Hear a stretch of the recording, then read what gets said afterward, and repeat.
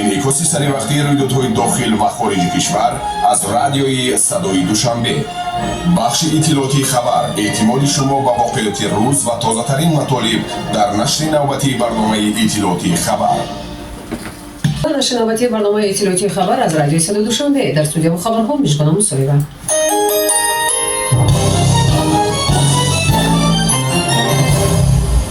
дар рӯзҳои сафари давлатии раиси ҷумҳурии мардумии чин Си Ҷинпин ба ҷумҳурии Тоҷикистон 4 ва 6 июли соли равон нашроти бунёди адабии айнӣ китоби вожаҳои калидии чинро ки маротибаи аввал ба забони тоҷикӣ тарҷума шудааст ба таб расонид.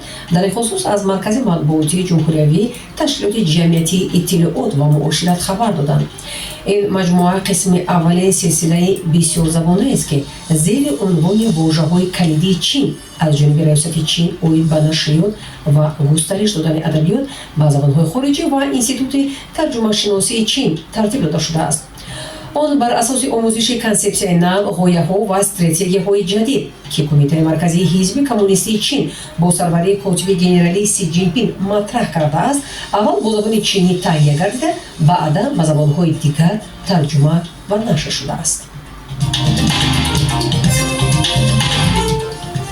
истифодабарандагони барномаи мобили Амонат Мобайл ба зиёда аз 994 000 нафар расид. тавассути барномаи мобилии мазкур дар баробари тафтиши суратҳисоб пардохти зиёда аз 700 намуди хизматрасонӣ ройгон аст. дар ин бора аз маркази матбуоти Амонатбанк иттилоъ доданд.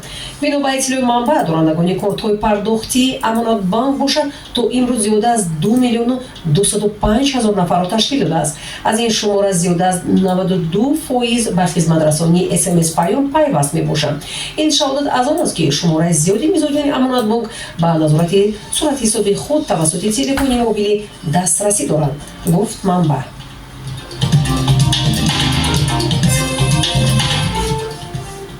55 нафар хатмкунандаи донишгоҳи техникии Тоҷикистон ба номи академик Муҳаммад Осимӣ соҳиби дипломи аъло гардиданд. хабар доданд аз ин донишгоҳ.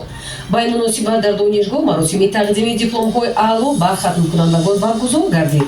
тавре аз донишгоҳ иттилоъ доданд, ҳамасола донишгоҳи техникии Тоҷикистонро садҳо нафар хатм намуда ҳамчун ҷавонони лаёқатманд ва мутахассисони варзидаи соҳаҳои муҳандисӣ техникӣ дар мақомоти давлатӣ ва бахши хусусӣ фаъолият менамоянд. соли таҳсилии 2023-2024 донишгоҳро аз рӯи ихтисосҳои марбута 1955 нафар донишҷӯ дар зиннаи бакалавр ва 76 нафар дар зиннаи магистратура хатм намуданд.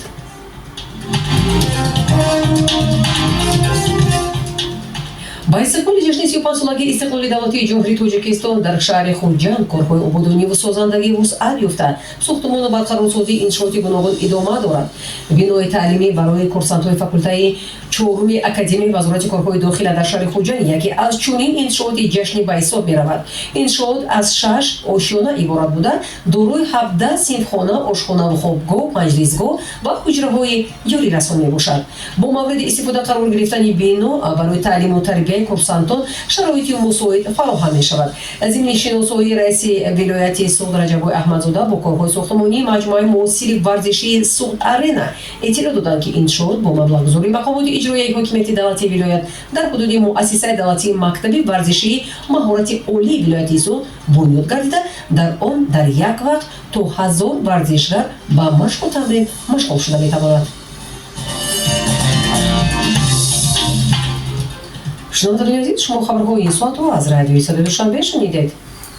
радиои Садои Душанбе иттилои оҷилӣ ва расмиро пайгирӣ намуда ба шунаванда пешниҳод мекунад. тамос бо почтаи электронии Садои Душанбе tj@gmail.com ё телефонҳои бахши хабарӣ 227 61 79 227 74 17.